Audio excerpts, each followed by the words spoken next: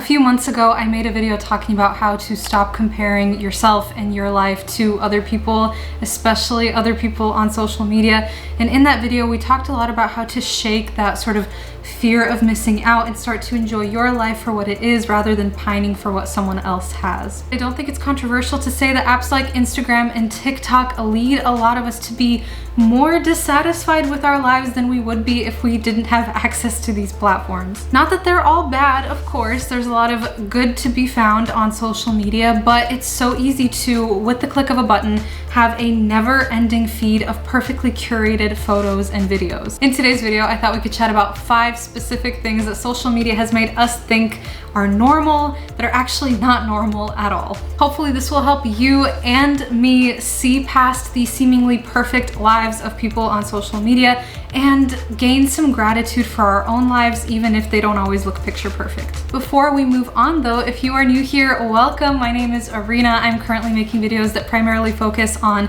content creation, especially on YouTube and personal development. If any of that sounds like your cup of tea, definitely consider sticking around, subscribing, and hitting that bell icon to be notified every single time I upload a new video. So starting off strong with number 1, I feel like social media has really normalized the perfectly aesthetically pleasing home. I'm talking about these large open concept homes that have all these light and bright colors, and the decor looks like it's straight out of a Pottery Barn display room. There's an expensive coffee machine on the kitchen counter, a plush cloud couch in the living room, and no excess clutter in sight. Seeing homes like that, I mean, on one hand it can be very inspirational, but on the other hand, I definitely have felt a little extra embarrassed about the laundry that I haven't folded yet, just the piles of clothes sitting on my couch, the dishes in the sink, and the lack of creative interior decorating. I start to look around and think I need more home decor. Like, why does my house look so boring? I've even heard a lot of people say that they want to create content online, maybe lifestyle type of content or vlogs,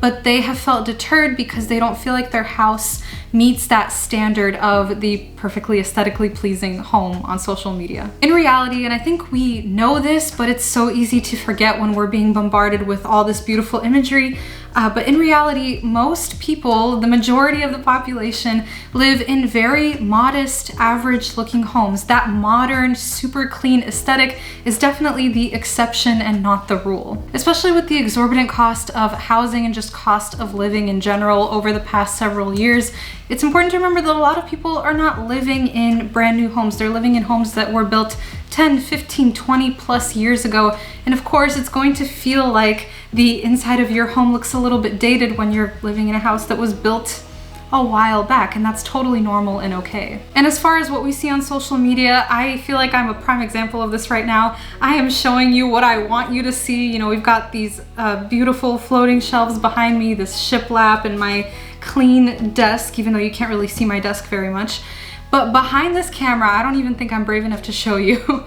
Down in my basement, I have so much clutter. I have so much stuff behind this camera. It looks disastrous. It looks like I'm in 2 completely different rooms. And that is the reality for a lot of the images that you see online. If you are a living, breathing human, especially if you have kids or pets, your house is gonna get messy, it's gonna get disorganized, and that is perfectly okay. The second item on this list feels very timely right now with the coming of fall, and some people are already starting to talk about Christmas and the holiday season and all of that. But the second thing that I feel like has been very, very normalized on social media is the intense performance of seasons. Now, what I mean by this is I feel like there is this increasing pressure to elaborately decorate for each season, especially around the holidays. And there's a pressure to do it quickly and to buy items before they sell out in stores. Holiday decor is appearing in stores way earlier than it has in previous years. At least that's what it seems like to me. Right now we are in September and a lot of stores already have Christmas decor out. So it can feel like this intense rush to get prepared to perform these seasons as if, you know, they're not gonna happen on their own unless we prepare for them. Now, I love fall and the holidays as much as the next girl. I have decorated my home a little bit for fall. I really enjoy stuff like that. But I just feel the need to mention in this list that there are so many different ways to enjoy the seasons. You don't have to feel pressure to do it super early. You don't have to buy a bunch of new decor in order to prep your house for the season. If you have the means to do that and it makes you happy, then by all means go for it. But it shouldn't feel like a requirement. I think we live in such a fast-paced world that it can feel like we don't get a chance to really enjoy things in the moment. We're constantly either living in the past or living in the future. So when it's summer, we're pining for fall. When it's fall, we're pining for Christmas and the holidays. In the winter, we're wanting it to get sunny and warm again. And I have done this before as well. I'm definitely guilty of this.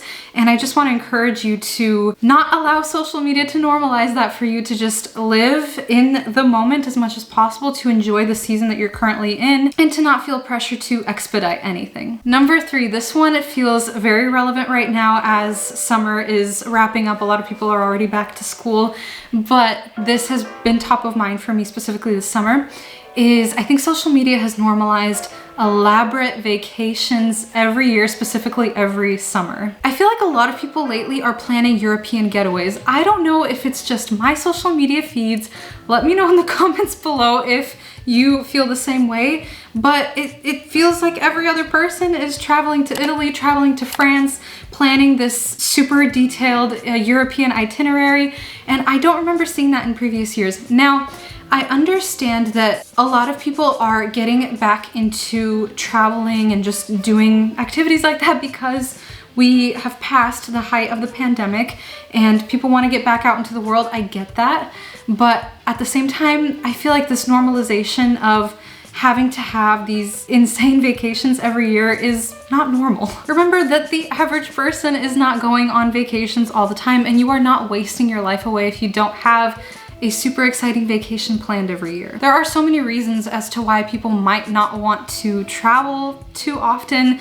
Of course, there's the obvious financial reasons, but it's also just logistically, it can be tough. It can be tough with work. It can be tough if you have, again, kids or pets. There can be so many reasons behind why traveling all the time is not feasible for you, and I guarantee you, there are more people that can relate to that than can relate to the constant traveling. There are so many new places to explore and memories that you can make right in your very own city or state, and you don't have to hop on a plane to live your life to the fullest. The other thing too is if you're following a lot of influencers and you're seeing them travel and you're thinking, why can't I do that? You know, why can't I make the time for this? Why don't I have the funds for this? It's also important to remember that they are most likely creating a lot of content on those trips, and that content is their full-time job. So they are essentially traveling for their job, which is definitely very cool, but also important to remember that not everybody has that opportunity. Not everybody does that for work, and it's not something that should be normalized for the average person, I feel. Before we move on to number 4 and 5, let me know in the comments below what you think social media has normalized that is not normal at all. My list is certainly not exhaustive. I feel like we could talk about so many different things that social media has normalized, so I would love to hear your thoughts in the comments and start a dialogue with you guys down there. Number 4 is a point that I feel like I could talk for hours about. I could make a whole separate video on it, and that is the normalization of overconsumption, specifically the pressure to get new clothes and shoes every few months as the seasons change. And this kind of goes back to what I was saying earlier with the performance of seasons point. Now, I feel like overconsumption has been a topic on social media and an issue on social media for as long as these platforms have been around, but it seems to me that it has reached some pretty wild lengths lately. I'm not just seeing a whole lot more ads, but I'm also seeing a lot of original, organic content from creators and from regular people that are focused on things like Amazon hauls, Target hauls. This is my fall haul, like all the clothes and shoes that I bought for this new season, or my spring summer haul. There's a lot of content like that out there, and I do enjoy consuming content like that to a certain extent, but I also feel like it fuels this issue of overconsumption that we have, and a feeling that it's normal to be buying new things all the time. I am here to remind you that outfit repeating is completely normal. Lizzie McGuire, you are an outfit repeater. Maybe I'm an outfit repeater, but you're an outfit rememberer, which is just as pathetic. Buying things, whether it's for yourself to wear or for your home or whatever the case may be, A lot of the things that we buy are meant to last us many years. If we are buying things that are hopefully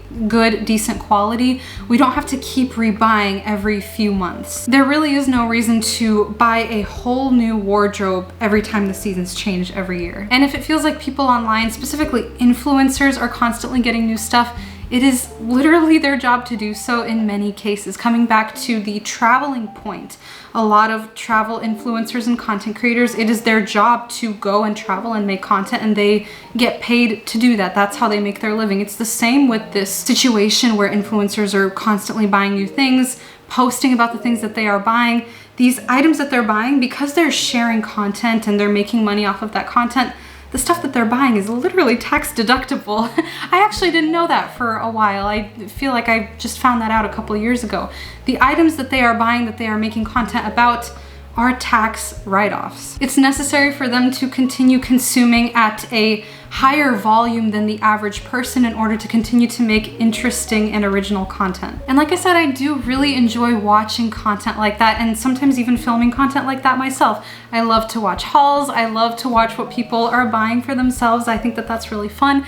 But I also think it's important to be able to watch that sort of content without also feeling pressured or influenced to constantly be buying new stuff ourselves. And number 5, I feel like social media has normalized the pressure to feel like you need to have large groups of friends, especially if you are in your teens and 20s. You might be seeing photos and videos of people hanging out with large crowds, large groups of what seems like all, their close friends, and you might be thinking, is this normal? Is it normal to have that many close friends? Now, while I do think that stepping outside of your comfort zone and meeting new people is super valuable and important, I think it's also important to remember that most people do not actually have a ton of close friends, and the people that they're hanging out with, they're not all people that they have really close and intimate relationships with. And that is totally normal and okay, by the way. I think that having some surface level friendships is great and absolutely normal. You do not have to have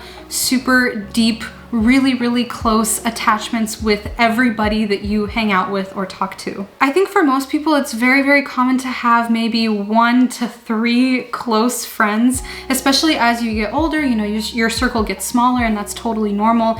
But really honing in on those 1 to 3 close friendships and spending quality time with each of those people individually is so important. You don't need to have a ton of people in your life in order to be happy and satisfied. The bottom line is that it's so important to remember that social media is truly a highlight reel. It is a collection of photos and videos that a person is choosing to share with you.